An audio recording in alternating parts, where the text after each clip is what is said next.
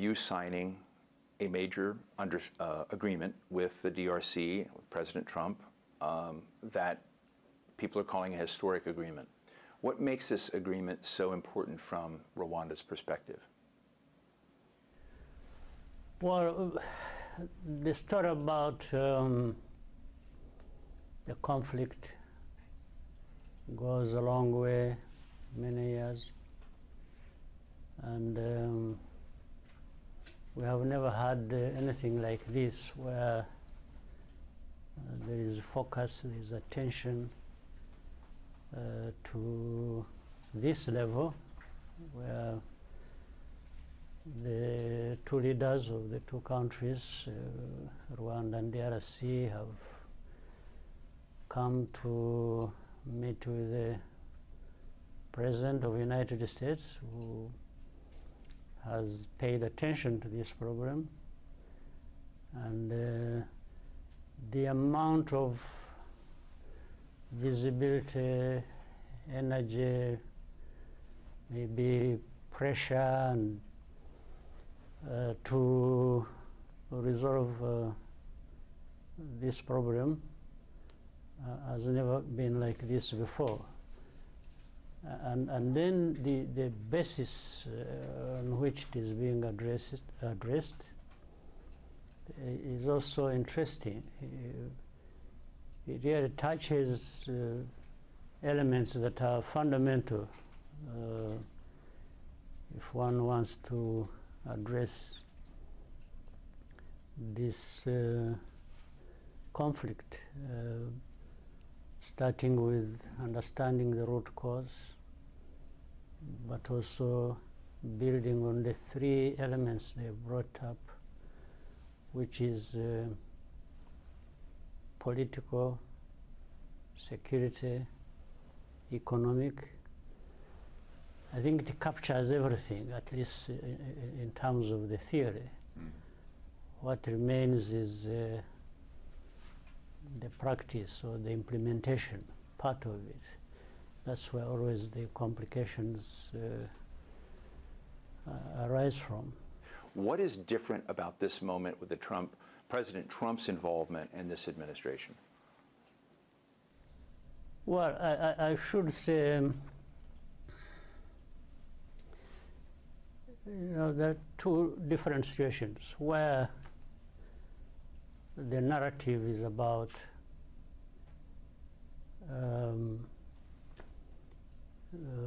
being connected with the problems of Africa, then putting that in the general framework of what we know is the global order, or what we have known for quite some time, then theories about all kinds of things, democracy, freedom, this, and human rights, and so on and so forth.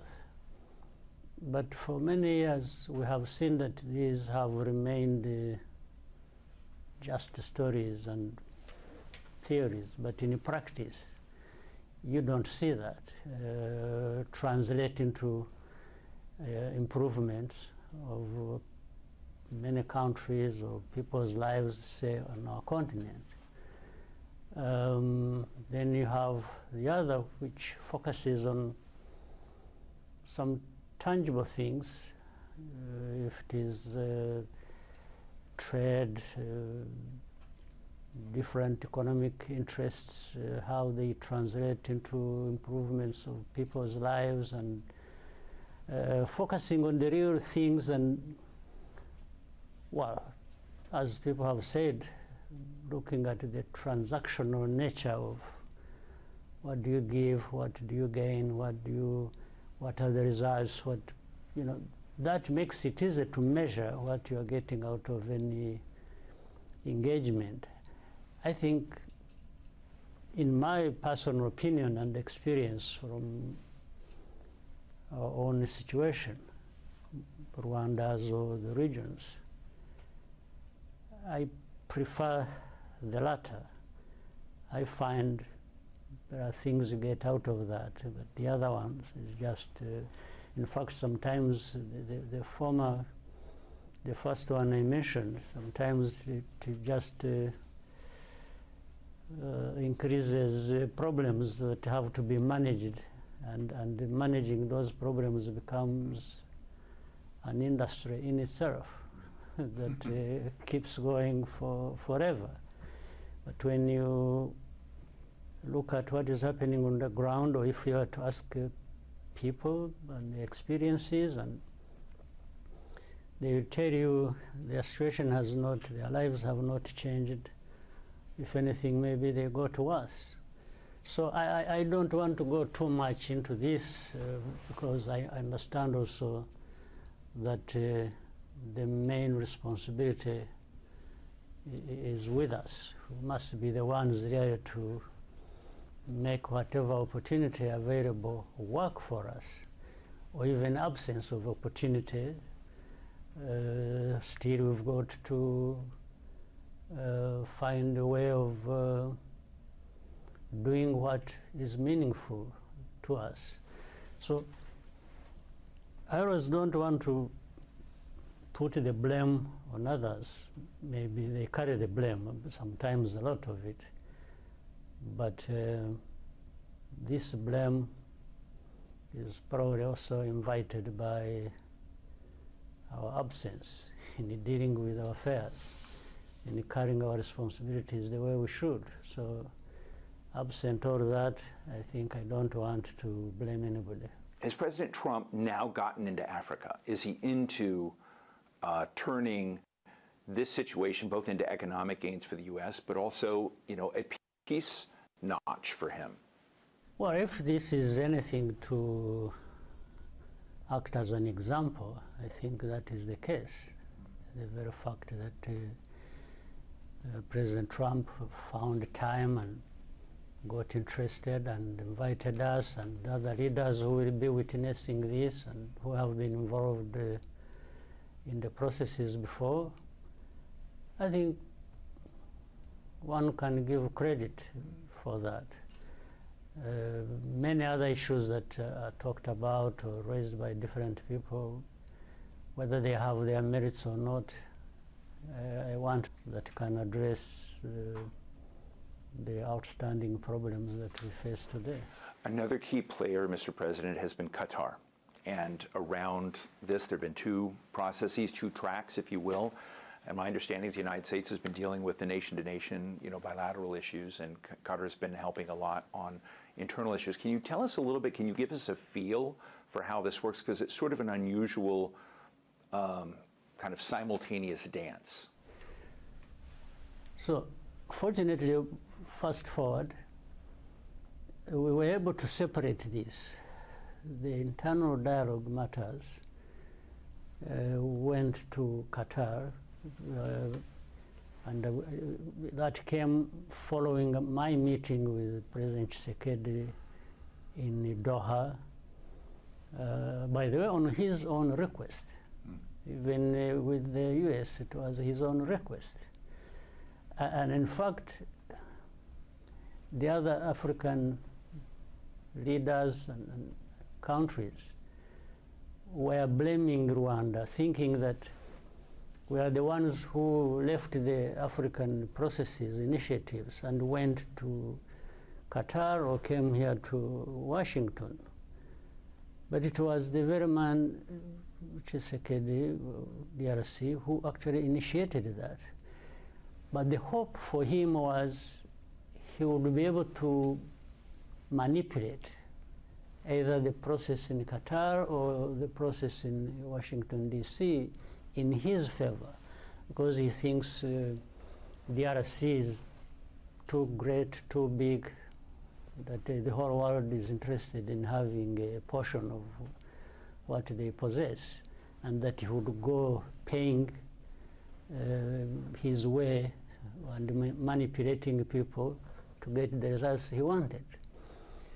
So, but when it came to us, and we were invited to participate either in Doha and here in Washington, we always came forward, but we told people what we thought were the facts and the fundamental issues that must be addressed if we are to look at the root causes. So that's how we ended up having FCM 23 in Doha, talking to government, and in here it was DRC talking to Rwanda, but also in a regional framework. That's why there will be these leaders who have been invited to witness this.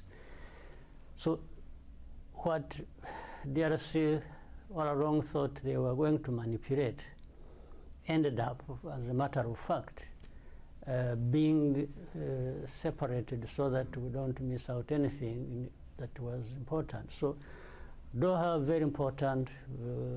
Qatar has been near the forefront in trying to bring conflicting parties together, not only in our region, but you are aware of many other places where they have played a very important role.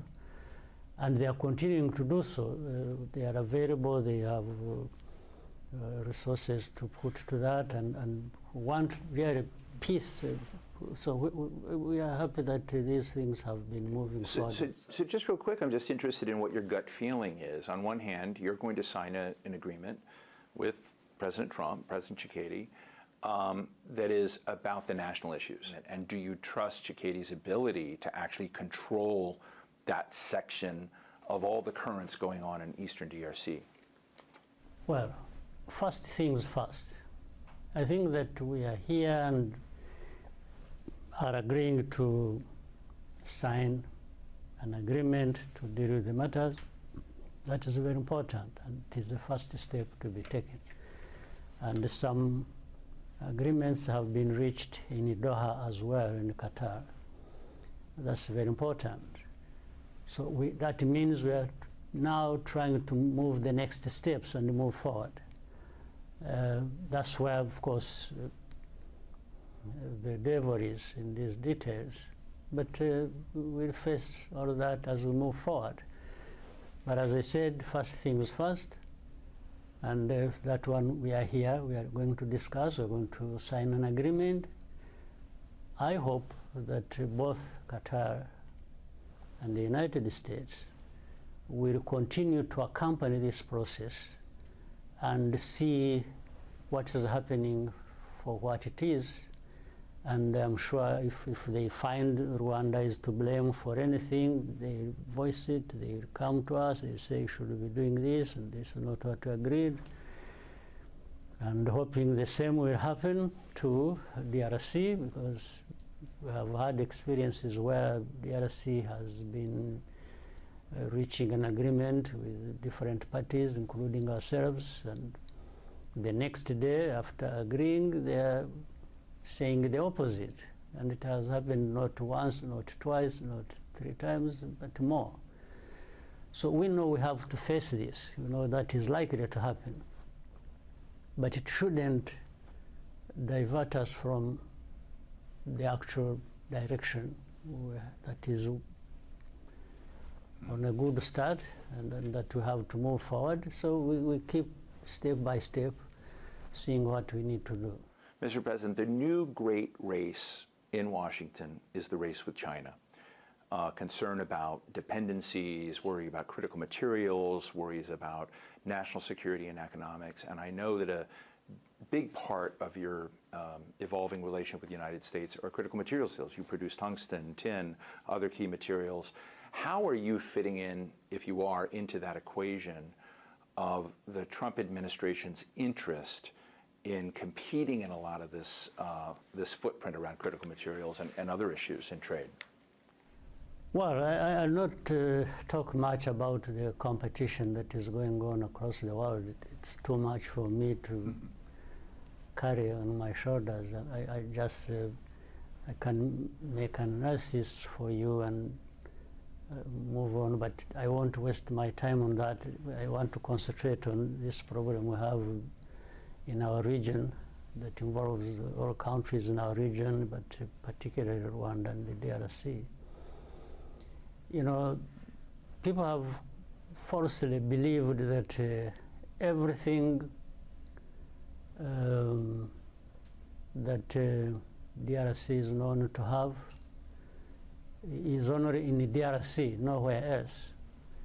So if you talked about minerals in Rwanda, and they do exist, people would just say, no, this is not Rwanda's, it is from DRC.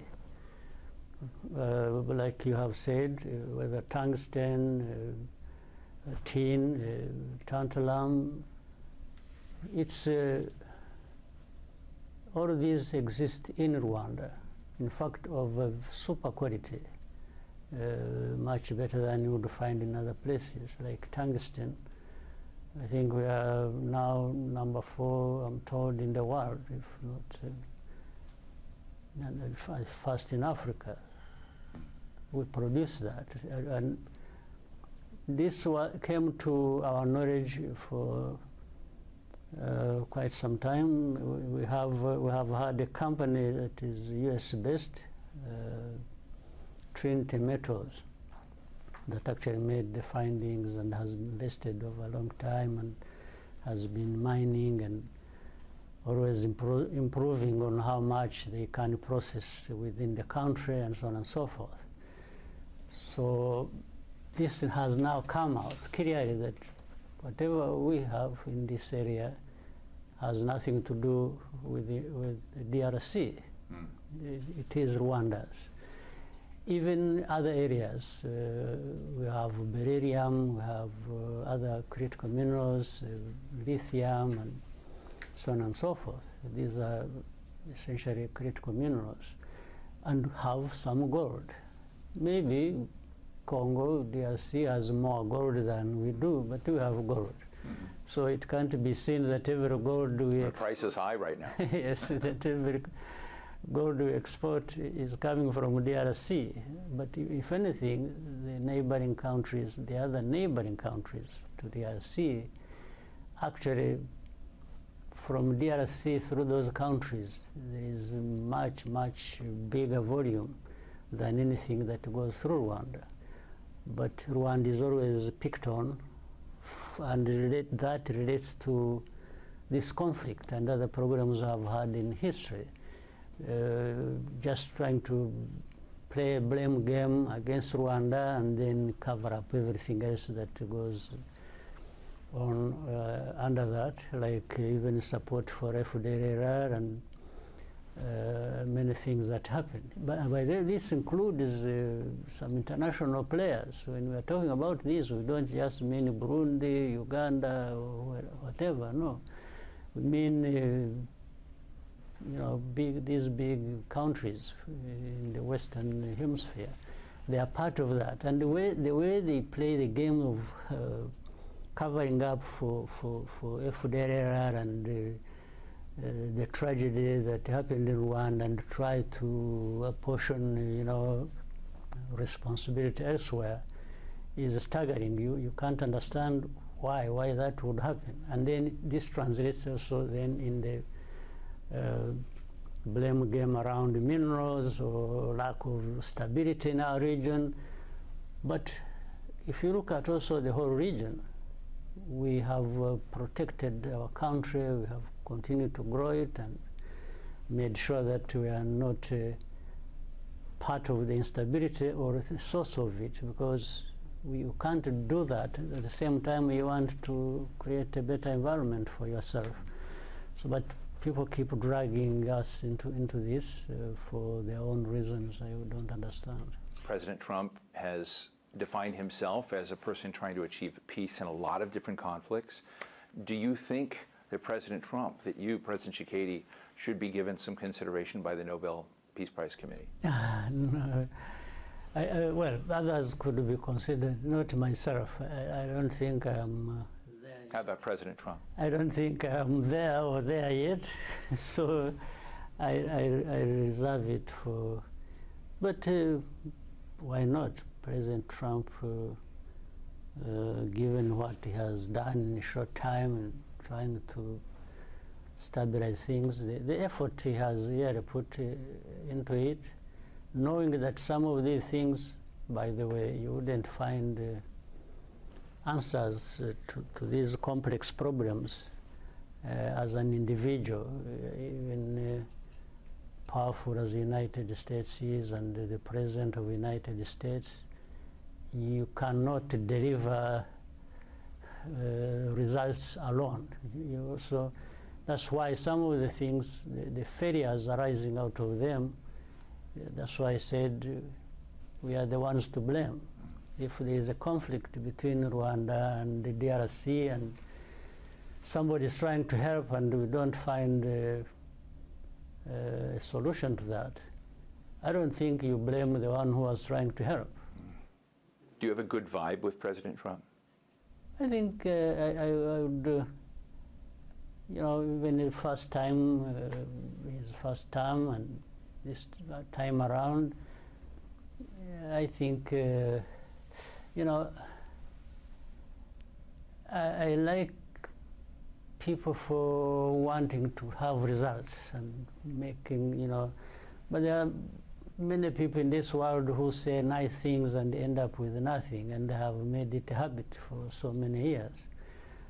But the people you might blame for this or that, sometimes they are practical in getting the results, and like in this case, we stand to have good results of resolving the problems in our region and between the DRC and Rwanda than I have known before, because before there was too much talking about and blame game, you know, played around for too long, but ending up with nothing. President Trump has taken it up, and hopefully, I mean, can only be hopeful that, but he shows good intention, he wants to try, so we should support this to succeed, knowing that he's not the one to deliver the good results 100%. Those of us who are party to this are sitting back and not doing our part. Well, President Kagame, thank you so much for talking to Al Jazeera. It's a pleasure.